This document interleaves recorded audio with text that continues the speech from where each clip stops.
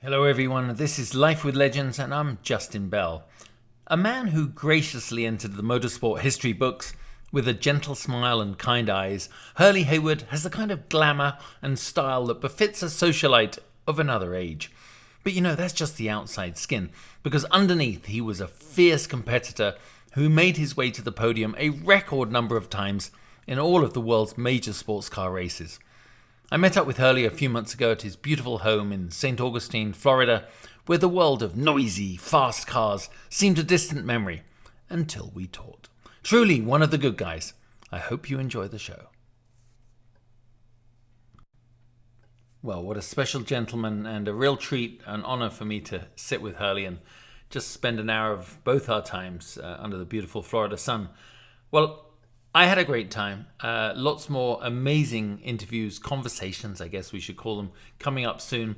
And please spread the word. Tell your friends, people that love our amazing environment community of cars and the people that drove them, the people that love them and collect them. And the more people that enjoy this and share it, hey, you know what? The more of them I can do. All right, take care. I will speak to you soon.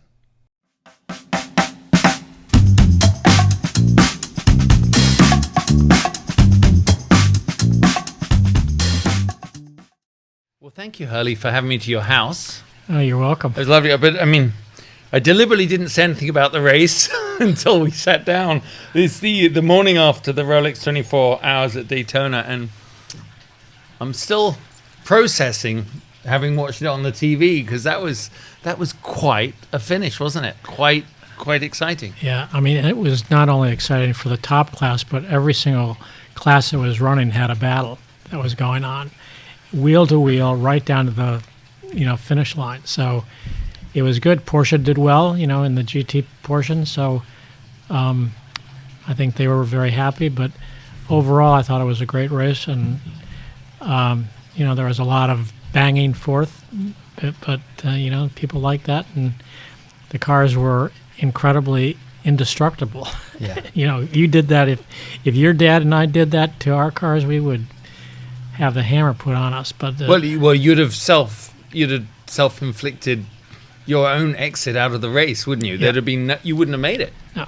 If we behaved like some of those guys, we would hurt our cars and possibly hurt somebody else.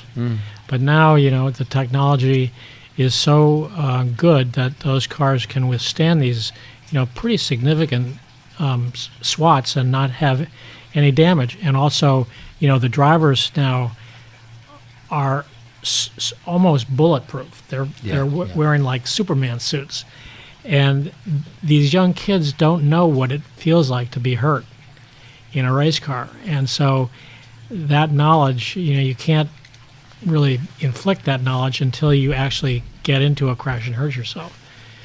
But it's all for the better. The more safety, the better. And I just hope that discipline will come over some of these kids.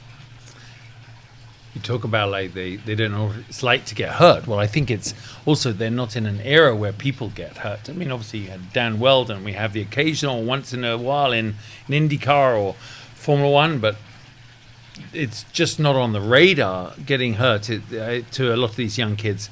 Think about half their experience comes from sitting on a simulator, Hurley. So, and on a simulator, it's like, oh, fuck, that was bad. Hit reset. Let's go again, Exactly. That's where, a lot of these teams, Porsche is one of them, looks at kids that are really good at video games. And when you're driving a modern race car, you're basically playing a video game. You've got so much information coming to you so quickly that you have to react to it. So not only do you have to drive, but you also have to, obey all the commands that are coming on the computer. Do this, do this, do this. And you got a guy that's talking to you, on the earphone. And, when I was racing, unless I was on fire or there was a horrible crash in front of me, I had a standing order: don't talk to me unless I ask for something. So it's just a whole different ball game out there with these young guys and what they have to deal with. The cars are, I think, easier to drive in one way because they've got so much electronics that are going on. But on the other side, the mental stress of driving these new cars is extreme. So it's just a different platform to play with. I was thinking that watching, Vantor and who was he running? Who was running in the other car? Jemet?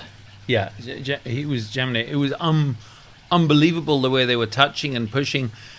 And I was thinking, well, they're only the tippy point of that very big Porsche iceberg, and they're buddies. Yeah.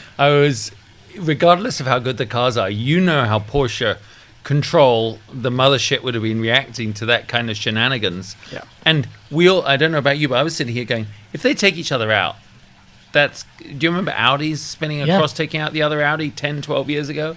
Totally not in combat, but by circumstance. I was thinking, if they take themselves out, that's career-affecting stuff. And sure enough, they went in. They didn't take each other out, only just self-inflicted one out. But, as with Porsche, it's about Porsche winning, not the individuals winning, Yep. Right? Absolutely. You hit it right on the dot. I mean, I remember, the standing order was go as fast as you can go, but don't make any mistakes, and bring the car back in one piece. And that, is basically what all the drivers of my generation were told, especially with Porsche, but with any manufacturer. I remember when I was racing for Jaguar and Audi, that was the same code. Don't do anything stupid, be fast, but don't do anything stupid, bring the car back in one piece. So I said, yes, sir. Yes, don't mess it up. Yeah. Do you think, actually I've almost asked everyone this, I mean, you did run late. You run until relatively recently, considering the length of your career. But do you think your driving style, you would have fit in today's 22-year-old Porsche driver mold? No. No? I was listening to a conversation that drivers were having about, how they regulate their emotions and their speed. And I always like to say, when I'm asked that question, that I use 100% of 80% of the car. And you leave that 20% on the table that you might need at some point during the race. But you have to use your head to decide when you are going to use that performance, when you're going to take that chance. You evaluate the risk factor. And nowadays, because the way the cars are built and how strong they are, that's not a factor anymore. You can bounce off somebody and not affect the cars. And I always remember Dad telling me about, well, I experienced it when I was with Viper. All my career, even at Le Mans, my early part of the career, there weren't that many times you were told max attack in Le Mans or Daytona, right? They were, you as you say, I think it's a brilliant description. 100% of 80%, because you had to manage the gearbox. I mean, the only upside was that if you did lose third gear, you could drive around it. Nowadays, they're done. But I don't think they have. I think their mechanical sympathy is on a rating is a 1 out of 10 compared to what you guys had to do. Yeah, they don't. I mean, the difference in the cars when we raced and now is everything is electronic. You have paddle shifters, you have air-conditioned cockpits, you have all these things that make life inside the car much easier. We had to manage all that stuff. My foot was my ABS. Yeah. And, the steering with the downforce of the 962s, you had to be really strong upper body strength to turn that steering wheel. And in a long-distance race like that, you had to sort of allot how much energy you were going to use up in your stint, or you'd be totally exhausted. So now they got power steering. They don't have to worry about that anymore. So life is easier, but there's other things that make life more difficult for the younger Their generation. intensity. Yeah. There's qualifying lap. The last 2 hours of the race, qualifying laps almost every time. Yeah. It is different. Anyway, I think IMSA have done a great job. The entertainment, every class was down to the wire. I mean, it couldn't have been couldn't have been a better kickoff to the future. But of course, as you, I read your book and I watched the documentary, and those were a couple of years ago, and it was great because I felt I had known you so much of my life. But you know, for me growing up in the sport, everybody was all Dad's peers were just racing drivers that I saw. So I never actually even thought of them as humans and with their own lives. You know, a lot of them not humans, but you know, we had our little family, and we got to know some of them, but not everybody.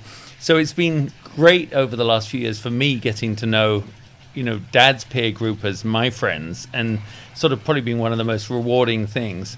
And then doing the TV allowed me to see, you know, in action. And you were like the last one still going, you know, still of his generation, really still racing. You're younger than Dad, but you know, it was amazing to see you and out there with David Donahue, who, you know, I won Le Mans with David in class, and I mean, he was always so complimentary about your driving.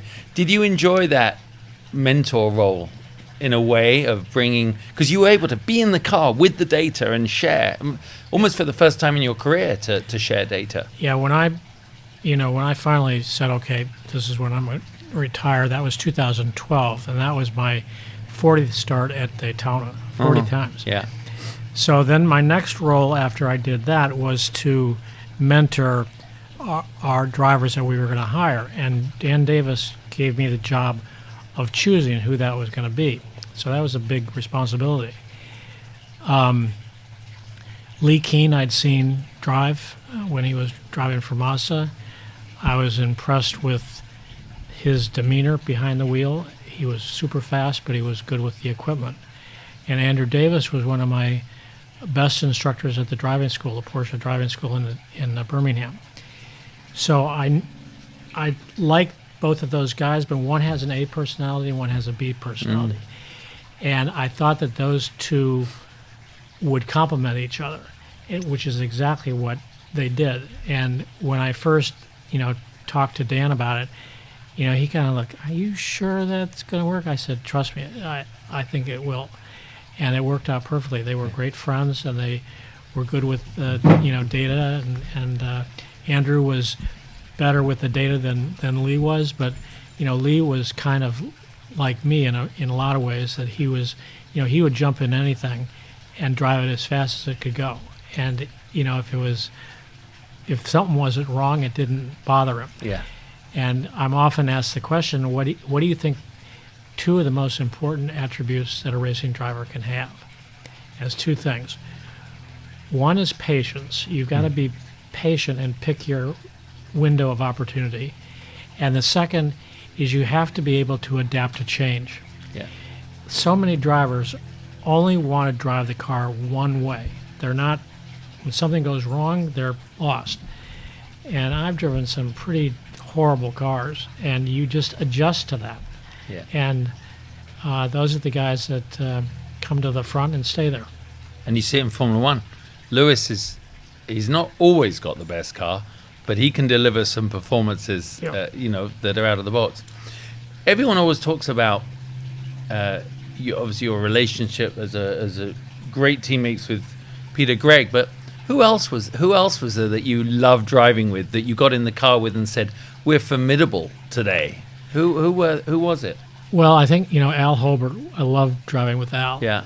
Al was a super guy, and he was one of a very few handful of drivers that actually could drive the car really quickly and also adjust the car to his engineering capabilities. He was a really good engineer. And not many people do that. I was trained under Peter. Don't try to learn the mechanics of the car. Come in, articulate what's wrong with the car to an engineer, and let him fix it. And when he fixes it, you go out and say, yeah, that works, or no, that we're going in the wrong direction. But don't try to overpower it and put your own, you know, spin on it. Yeah. That's what engineers are paid to do. And so, you know, there was Mark Donohue. He was really good with that. And there was Al Holbert. And a few other people can walk that line successfully. But for the most part, I just kept my mouth shut. So Al was one of them. I like driving with Bob Wallach. Yeah. He was a great guy to drive Yeah. with. Stuck and Walter Rule was a great guy to drive with. But I have been so lucky in my career that when I did have co-drivers, that they were all really great guys. We all got along well together. We all, didn't. I think one of the things that Porsche really did well was pick driving pairings where the drivers weren't trying to make a point about how fast they were. I want to be the top guy on this squad. Everybody knew what the end result was supposed to be, and everybody worked to accomplish that, and that was win the race. I think that's definitely the case, like with Dad and Jackie X. Yeah. Jackie X was a superstar. Yeah. He needed a Derek Bell to complement his superstar. Yep. Exactly. And Dad, if Jackie was going for pole, Jackie could go for pole. It wasn't. It is Porsche were very good at. I grew up seeing you all doing that, and I always found it intriguing that everyone was so. It seemed to me as a kid they were looking back a lot of alpha males, Jochen Mass, and they were very strong men. But now I look back on it, I realize that everyone had their role to play. Yeah. Yeah, I mean, Jochen Mass was another great one I loved driving with. You say your physical property really don't define who you are. No. And Jochen is like a brick. But he was a physical property, wasn't he? And, but he was just as gentle and kind and caring as anybody you could possibly think of. But when he got into that car, get out of the way or you're going to run over. Yeah.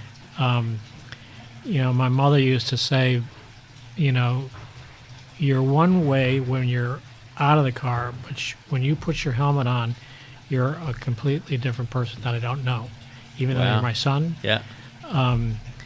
So I think that's the case in a lot of drivers. I was thinking on the way up here whether your upbringing, and it's well documented, especially now from the book. I mean, it was a pretty privileged upbringing, and it was in the Midwest, and everyone talks always about the Midwest sort of values and strong, solid, kind of confident people. But I always would see you, and even when I was doing the TV, I'd watch you sort of standing there observing the chaos unfolding around you. Sometimes whether it was the way people were behaving or what was going on, I always observed you as being a very composed gentleman. Do you think that sort of inner confidence comes from the way you were raised with that sort of structure? I know obviously Vietnam was another part of it, but you're composed. Do you think that comes with a sense of knowing who you are? Yeah, I think so. Yes. My family, we went to Europe quite a bit. They wanted me to learn the values and the sort of the culture of a lot of different countries that we would travel to.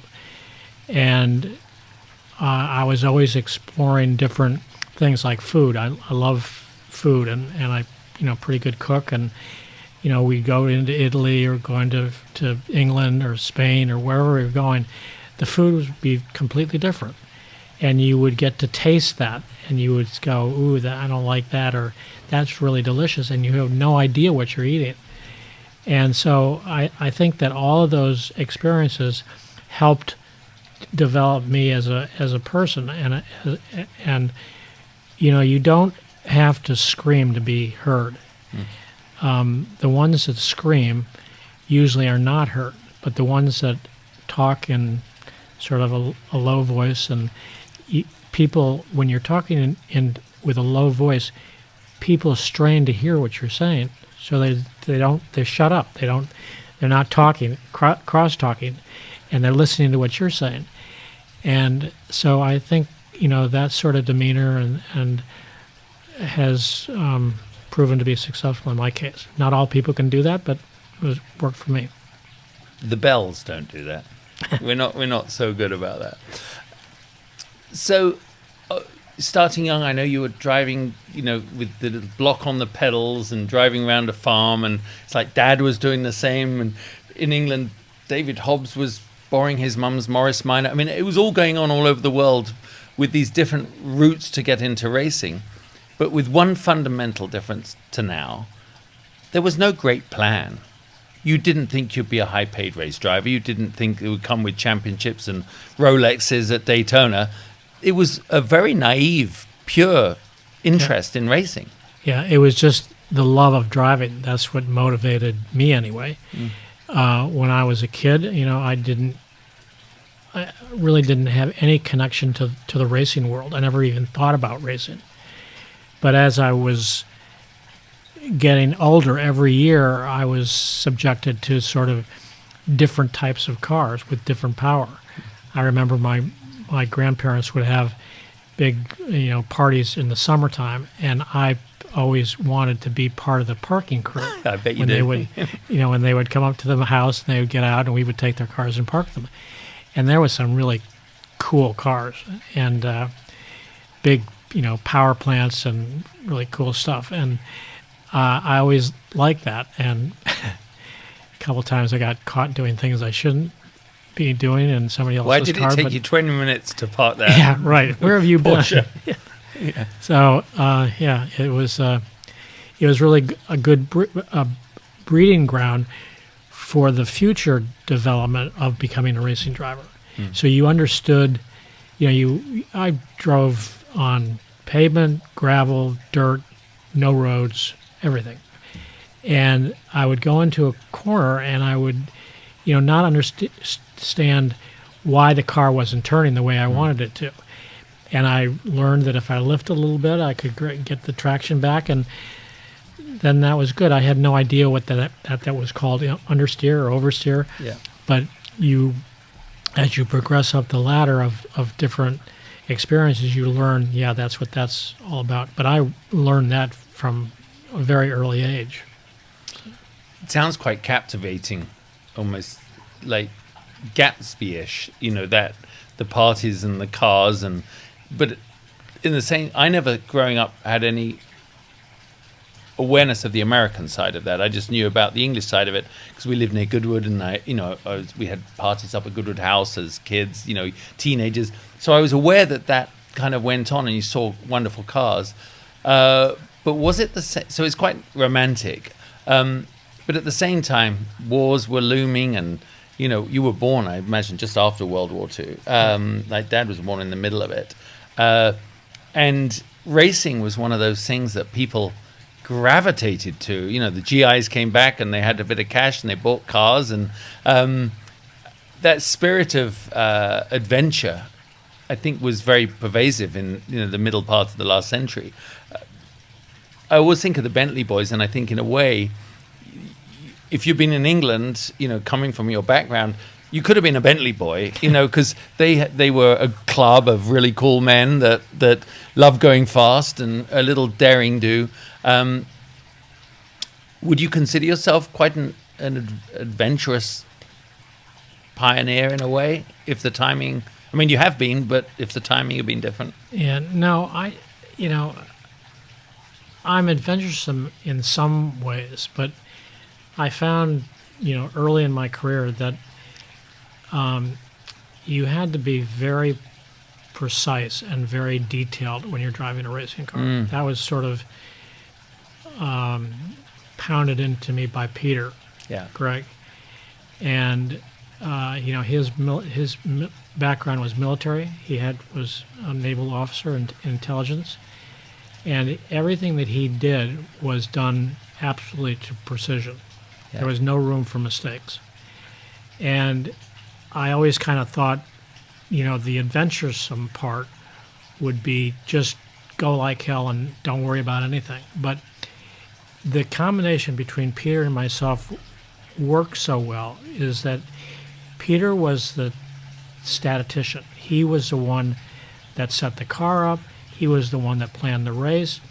And the end result to that was I did a lot of the driving. Yeah. And he liked that because that gave him an opportunity to see how the race was unfolding. And if we needed to speed up or slow down, he could easily talk to me we had radios back then.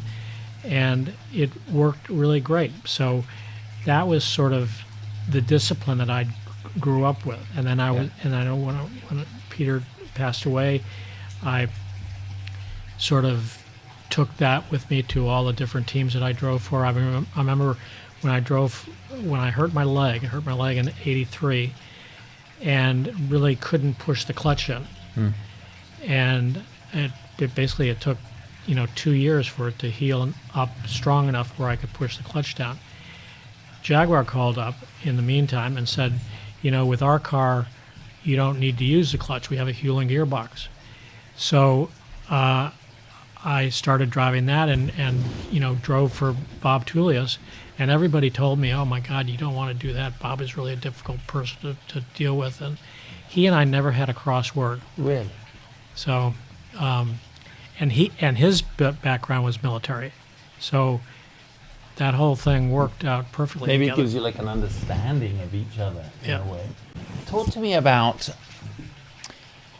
the moments in between, as in Peter Gregg's kind of legendary amongst people, the way he dealt with things, and his as you say, his attention to detail, Peter Perfect. But at dinner, what was Peter like when you were in the rental car going to the track? What was he like as a guy? He was a complete gentleman and interesting to listen to and talk to.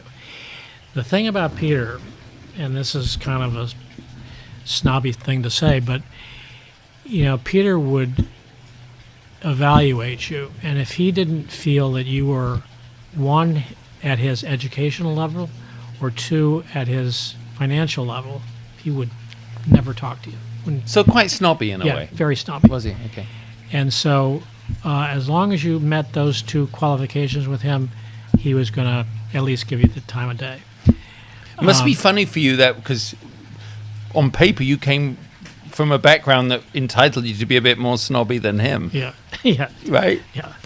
So I think that he was somewhat intimidated by that a little bit, but it never was a problem. And sometimes, he would get pissed off about something and kick me out of the dealership. Said, just get out of my sight. And I would get out of his sight, and a couple of days later he'd call up and let's go to lunch. So nothing ever lasted very long with him. He could be pissed off about something, and then not to talk about gloom and doom, but when Peter had his accident at Le Mans, he was not allowed by the Porsche doctors to race. So we went back to the States. I think we went to Watkins Glen after that, and I did most of the driving. He was okay, but not Peter Perfect anymore. And then we were going to do the Paul Revere race. Yeah. And he said, I'm going to give you the car, you set it up, do all the engineering, anything you want, and you start the race, qualified on the pole. And it was really hot that 4th of July in the middle of the night with humidity at 100%. Yeah. I mean, it was just miserable. And I was just running out of steam, and I was, making mistakes. So I called into Jack Atkinson. I said, I really need to come in for a little bit of a rest. Is Peter ready to go? And they said, yeah, he's got his helmet on. He's standing right here. He's ready to go. So we brought the car in. I gave him almost a lap lead, and he went out and blew it, and we finished third. But the downside to that was he blamed me for doing that on purpose to make him look bad, which was just Totally wrong. totally wrong. And he barred me from going into dealerships. He said, I don't want to see you around the dealerships anymore. And that was July. And then in December of that year, he had that terrible car that he engineered, a 935. Al Hobart crashed it in testing at Daytona, and he withdrew the race. He went home. And then 9 days, or like 2 weeks later, he was married to Deborah. And the day before he killed himself, he called me up and he said, "Why don't you come down and have lunch? Deborah's making a really nice lunch." So I came down to his house. We basically talked about everything from the day first time we met to the present and to what we were going to do, try to accomplish in the future. And if I had any training, what somebody was maybe thinking about suicide, I would have had the red flags in the air. You would have done. Yeah. He was going down memory lane. Yeah.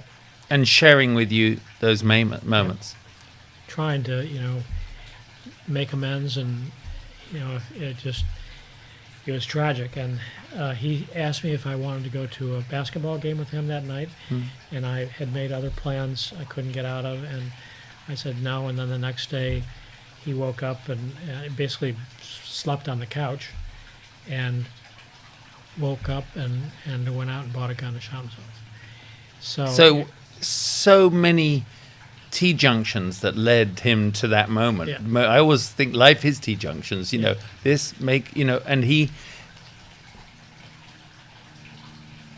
But in your defense, and I'm sure you had to analyze that, he could make it hard to be his friend sometimes, obviously. He could make it impossible to be your friend. Yeah.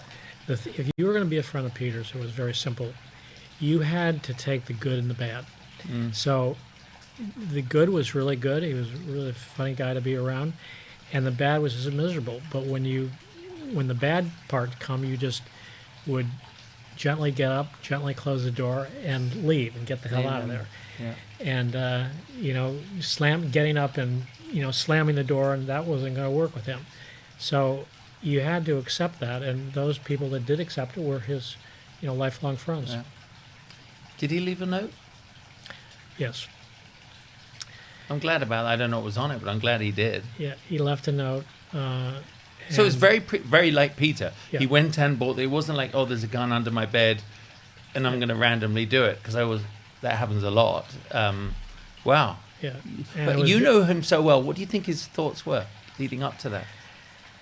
You must have thought that. He was just not happy. When he got divorced From Simon's mum? from Simon's mom, Okay. and I think that really affected him more than he was willing to answer. It was completely his fault. I mean, I sided with Jennifer, and she was right and he was wrong, and it wasn't something that had just happened one time. It happened many times. And so, there was a bit of friction there, but he had planned this, and he was not happy with life, and he just, he saw no reason to be happy anymore. And, he gave the complete dealerships, which we had all worked so hard to build up over the years, to Deborah. Everything, not to his kids, not to anybody. And she took over, and luckily, the manufacturers were in line to tell her, if we're going to take the franchises away, unless you get Bob Snodgrass to run them. Okay. And so Bob came on board, and Bob was already on board, but in the role of manager, and everything was great. And then 10 years later, Bob Snodgrass and Dan Davis got together and bought And the rest dealerships was for it. history. Yeah. But I'll tell you something. When the book came out, we invited Deborah to come down to a signing we were doing in Colorado somewhere. I think Denver, actually. And she came down, and I mean, she was like a completely changed woman. She was as delightful and very attractive, and I was really glad to see that. And she had turned out to be the woman that Peter wanted to marry. Wow. And so that was a nice she conclusion. really she had Peter committed suicide. She remarried again, and to a really nice guy. They had a really nice son that they raised. And he, when they moved to Colorado, he fell off a ladder in the garage and killed himself. So tragedy had followed her. Yeah, I mean, it just... How do you live? How do people get through it? They're so... I don't know. I mean, we've dealt with racing tragedy. Yeah. And you've been... I mean, I will ask you this. Your era, back to the risk thing that the modern day drivers live but don't experience necessarily in a way. You had breakfast and drivers' meetings and dinners with people that were not there at the end of the weekend, that didn't go home to their family. But there's something very different to that, to mental illness and what Peter did to himself, isn't there? Yeah, I mean, it's not even the same page. No. So, you know, yeah, I mean, I've lost good friends. Mark Donahue was a great friend of mine, and you know, nobody is pointing a gun at us and saying, you know, get into that car and drive it. We're doing it, you know, because we love doing it. When you look back, though, at some of the cars that we drove and the risks we took driving those, like a 917. Your dad drove 917. Yeah. Ignorance is coupes. bliss, maybe the hashtag. I mean, we just never thought about, you know, what would happen if we ever crashed this car. You know, people say, well, I say racing drivers have no imagination. If you ever imagine what it would be like to have a major impact in this car, you'd probably never get into it. And in 917, you know, the tubes were the size of your fingers. Yeah. And you had, you know, 1,200 horsepower in these things. So it was just, you know, we did it, and we did it because we loved it. And then we watched, you know, I started racing in 1969. 70, I went to Vietnam, came back and started in 71. So I've watched the evolution of race cars from a speed standpoint, from a safety standpoint, really evolve into something that are incredible. Racing cars today are incredible, regardless of what kind of car you're talking about. Stock cars, Indy cars, sports cars, they're all, you know, safety is of a big concern with all those kind of cars. Yeah, you look at Le Mans, you look at the speeds you were doing on the straight there before the chicane. But as Brian said, he said if you didn't do it, there were 10 guys that were waiting outside to do it. And I mean, I think everyone had their own moment of probably taking a little stance to say that, like Jackie Ickx did, and you know, certainly Jackie Stewart did. But that took some balls to do that, to stand up to the establishment, didn't it? Well, I mean, you know, I remember there was a lot of discussions when the 917 coupes were being developed, and they were very slippery, very aerodynamic with no downforce, and everybody was terrified to drive those cars. And then they brought John Wyer in, and John said, well, simple thing, the reason was cars undrivable is there's no downforce.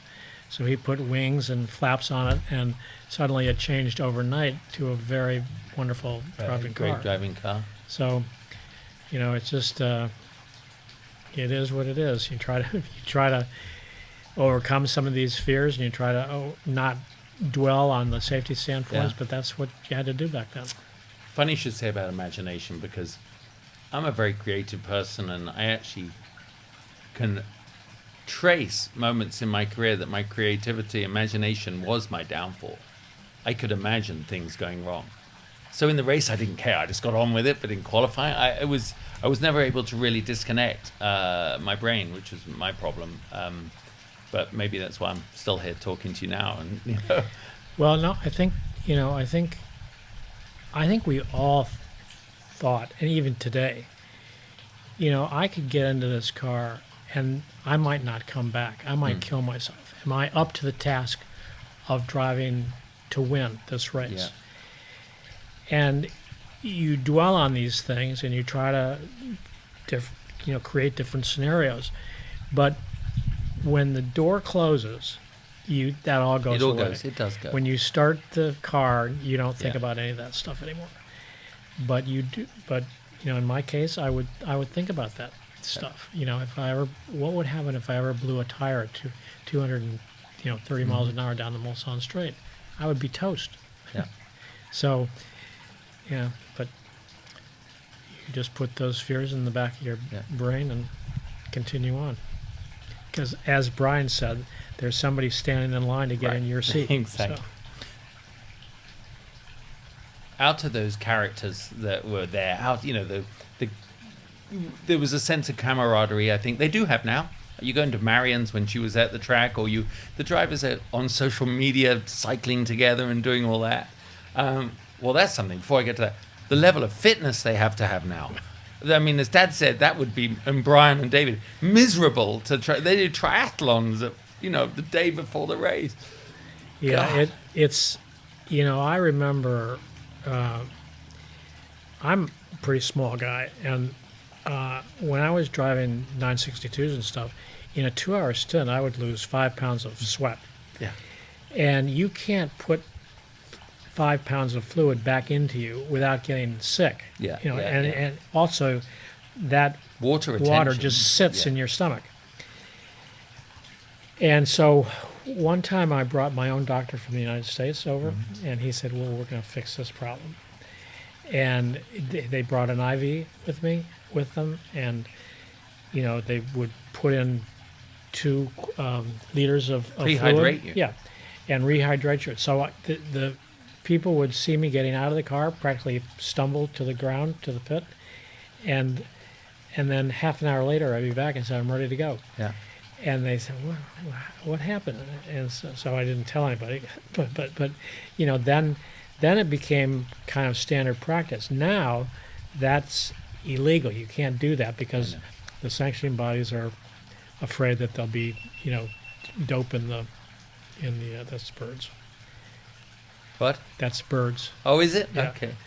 That there'll be, doping agencies in the Yeah. mixture, and that would be unfair. But that was the quickest way to get yourself back online again. Outside Peter, I think in your case, who you were so influenced by and enjoyed and experienced so much with, I think every generation of driver has that guy in the group that you go, or more than one, you go, on my best day, they're pretty special. You know what I mean? They'd be the one to beat. Who was that for you? Who was the guy in your group you go, God damn, the things they can do in a car, they are so fast. I mean, you said Al and those guys, but Everybody. everyone. That's one thing, I never got too upset when somebody, was a couple tenths of a second quicker than me, because I would try to learn where they were. So nowadays you got, realms of data that you look at, and you can see exactly where he was faster. Back then, you just had to rely on somebody being honest with you. And, 95% of the time they would be just kidding. Oh, yeah. I'm flat through the key. Yeah, sure you are. So, but you just, every time I go onto a racetrack, I would learn something new. And I would, sometimes go out onto a racetrack, especially here in the United States, and watch people. I'd watch their taillights, say, okay, he's braking there. But, I was talking to somebody recently that was an engineer, and he said, when I would compare your times to your co-drivers' times, there would be times when your co-drivers were faster than you were. But when I took all the times of the stint that you were in, then you would be the fastest one. Wow. And that was From consistent. pit out to pit in. Right. Your accumulated time for your stint was quicker than anybody else in the team. What more do you want, boss? Yeah, that's why I was able to win so many big races. Big races. I mean, 5 Daytona, 3 Le Mans, 2 Sebring, or the other way around? Nope, you got it right. Got it right. Yep. That is, that's extraordinary, really, isn't it? I mean, And a bunch of 6-hour and a races, bunch of too. hours, Yeah. which no one even puts on the. There's not a long enough list. That's incredible. obviously when the book came out and then the documentary, you did a bit of a whirlwind press tour, and there were a lot of people that were exposed for the first time when you came out as being gay, and it was in a world where the macho man exists and all that stuff. And I mean, Dad told me I was 14, and so he made some comment, not in a bad way, but I was talking about guys chasing girls. Dad, everyone's chasing girls, and you were in the room, and he said, well, Hurley won't be chasing the girls. And I was like, really? And so he told me, and I spent the next 30 years expecting to hear more on that story, and it never, no one ever discussed it. What the hell was it like being around those drivers that I know my dad and the others were lusty swordsmen running after everything in the room, and you're on tour with them? Was it like being the non-drinker at the bar that you kind of have a cocktail and slide off before anyone notices? Because they were chasing everything out there. How did you handle that? Really, I mean, it didn't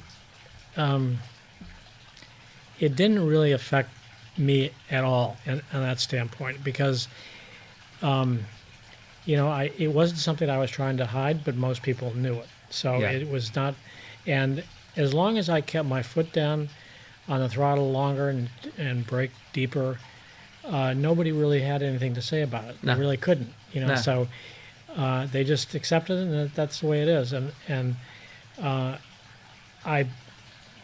because of that, the ladies were, they felt comfortable around me. So there was a lot of You're the only one that wasn't trying to get in their pants. So they were, we had lots of really, great women on the racetrack. The wives of some of the drivers just loved me. And so it was never an issue of, Hurley's all by himself and, lonely. And it was just kind of all worked out. And then when the book and the documentary came out, the thing that really, really surprised me, and I had to think a long, hard time about whether I wanted to do this publicly. And the reason I did it was a kid that came to my office and, talked about it. And I said, if I can direct a kid that is having a problem accepting who he is, maybe I can save 1 or 2 or 3 or 10 or 100 lives. Yeah. And we had that discussion, and then 2 years later, his mother called. I didn't know it was his mother at the time, but he said, "You granted my son an interview, and I just want to tell you, you saved his life." So when you hear those words come out of a mother's mouth, it really kind of hits you squarely in the head, and so away it went, and it was the response that I got from the book and the documentary have been overwhelming. I don't think really I've gotten more than a handful of negative replies. Really? And I wonder in what context it can be negative, right? I mean, it's in the world we live in today. I can imagine 1972 might have been a little tougher, right? Because it wasn't half the country. Well, it's still late now. Half the country is closed-minded, and half the country is open-minded about any subject. No, I thought it was. I think the word brave is maybe a little trite. You've lived with this your whole life. It's who you are. But in racing circles, it's viewed as such a masculine domain that you've done something to prove that word masculine has got nothing to do with your sexuality. Your masculine is who you are, and a great driver, and as you say, keep the gas down. Yeah, I mean, it's, I'm not going to mention any names, but there's other people that are well known that have come out and said, "Hey, I'm glad that you took the reins in your hand and came out, because this is going to help, everybody, not just you, but, hundreds and thousands of people that are having problems." And, let's face it, I mean, suicide among youth is pretty dramatic these days. And I learned of my sister's daughter's 21-year-old friend, the quiet guy in the group, kite surf, great kid, 2 days ago. Yeah. Just why? Why? What are these kids going through now? I think, it's a combination. Unfortunately, this is a time zone in America where you have so many people fighting against you all the time, regardless of what the subject is. It's just combat all the time. And I see it, where I really see it is on the highway, driving from here to Daytona. There are guys that are going 100 miles an hour in these just shitbox cars on the emergency breakdown lane, passing people, weaving in and out. And I just think to myself, 10 years ago, that never would have happened. You didn't see that 10 years ago. It's only in the last really 10 years that this aggression has come upon people. And if you're not thinking exactly or agreeing exactly with them, you're going to have to fight with them. And I just think it's too bad to see that happening today. And I think that really affects youth. We're adults; we can kind of, deal with it in our own ways. But they've got so many impressions that they're trying to sort out. And what do I do? What do I say? How do I act? It's a big problem. And social media doesn't help. I No.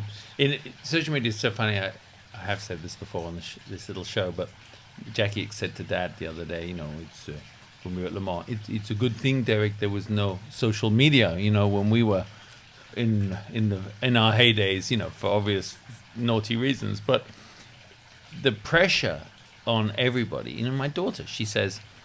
She was upset the other day, and I said, why? She said, everyone's got more friends than me on Instagram. I'm like, that's not a measure of who you are. Yeah.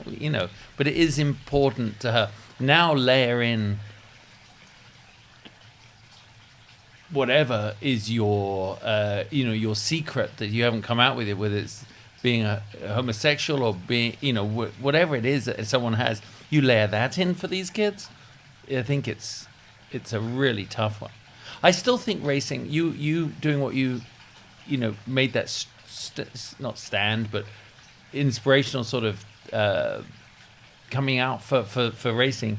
It hasn't unleashed everyone that's probably still hiding behind themselves, because they're probably still worrying about. They're not Hurley Haywood in his 60s, successful, with 70s. All those wins, 70s with all those wins. They're 18 or 20 trying to get a ride with Penske, maybe. Yeah. There's a lot of ground to be covered. Yeah, I mean, it's just something that, you have to feel comfortable about doing it, and you have to have a reason for doing it. And, you're just not going to come out and say, I'm gay just for the sake of saying that. And you have to have a reason for doing it. And that reason for me was, helping youth and helping the guys that are having a problem accepting, and girls, that on who they are. Yeah. So now talking about today, we're in this amazing era, really, I think, of sports car racing. Again, another great era. So sports cars so cyclical. It's had many great eras, and I think we're sort of on the edge of quite this exciting one with Le Mans and the 100th anniversary, if you can believe it, and the convergence of the regulations. A lot of drives for a lot of great drivers. Do you think it's a good time for our fans? I think it's a great time, and I think it's a very dynamic time about all kinds of different technologies coming together that are going to work to improve the breed. Now, you know as well as I do that in Porsche's standpoint, and many manufacturers, the racetrack was their testing ground. Yeah. If they wanted to test something to see if it worked, they put it on a race car, and if it survives that life, then it'll survive in a street car. So now you're going to talk, the hybrid technology, the to complete all electric cars. Somebody was bitching to me about, electric race cars are baloney and they're not fun to watch. And I said, listen, you have to train your ear to pick up different sounds. So you don't have a motor that's masking everything else that's going on in the car. So when you eliminate the sound of the motor, you have brakes, you have tires, you have transmissions, you have all these sounds that you never were able to hear before. And those sounds are, I think they're quite unique and quite attractive to listen to. So it's just a sort of, and you know, the younger generation is a generation that is accustomed to sort of the silent mode of of video games. Yeah. And this, I think, is going to take off. And the formula for next year is, I think, going to be exciting. The cars will probably be a little bit slower because they're going to be more heavy. But if everybody's the same, it'll be the same. You know, spectators don't know the difference between 180 miles an hour and 200 miles an hour. And that's where sanctioning bodies often get it wrong. It's got to be 240 at Indy. Yeah. Well, actually, no. I mean, not really. Yeah. And so, you know, I think that the sanctioning bodies are doing a good job. I think the rules makers are really looking at the package. I think IMSA, you know, I'm kind of old school. I look at racing as, why do we race? Because we want to prove that we're better than the other guy next to us. And I think manufacturers are the same way. Porsche wants to prove that they've got better technology than Ferrari or Lamborghini or whoever it is. But when you restrict those with BOP, you take that incentive to be better away. Yeah. And then everybody sandbag like hell. So we don't want to show what we really got because they'll give us a BOP.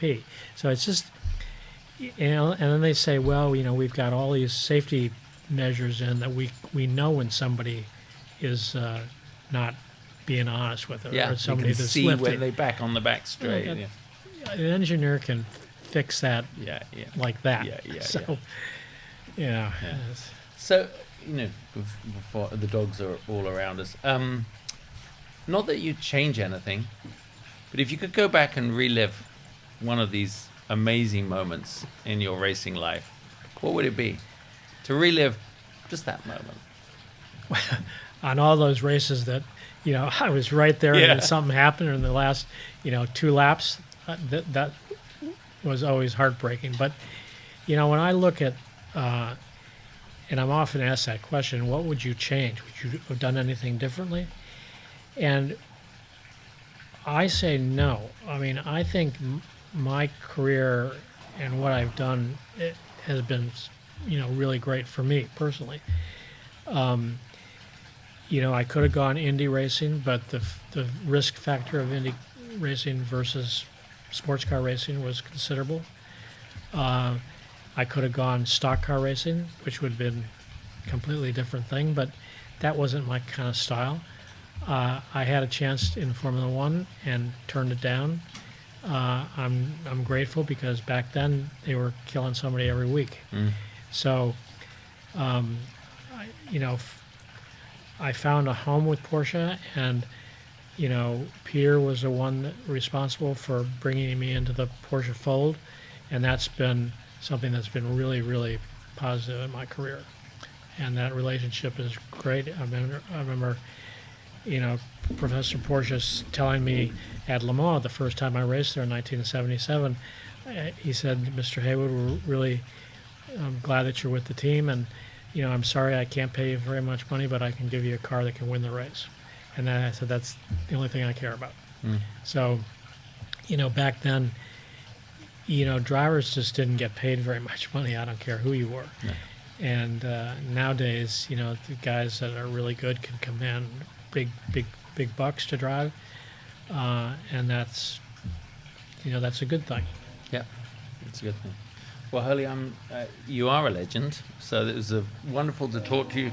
And I can see how you're sitting here looking out across the water and beautiful house with the dogs, and a head full of amazing memories. It's been a good life. Yeah, I'm extremely lucky to, you know, have that. I came from, you know, I came from the one thing I didn't want to have was being labeled as a playboy. Yeah. And I didn't want to have people, oh, we can get Hurley because he's going to bring lots of money to the table. I said, no, I'm not bringing a dime. If you want to have my services, you got to pay for it. And so I was really strict with that. And my dad helped me get going when I first started racing. He said, okay, I want you to be driving good equipment. That was Porsche. And he said, I'll give you 2 years, and if you can't make it in 2 years, you have to stop and do something more reasonable. So I said, okay, I'm going to have 2 years of fun, and then we'll do something else. And luckily, all the stars lined up, and away we went. So I'm lucky from that standpoint, and lucky with all the friendships I've made, and able to afford beautiful places like this. So I'm a happy camper.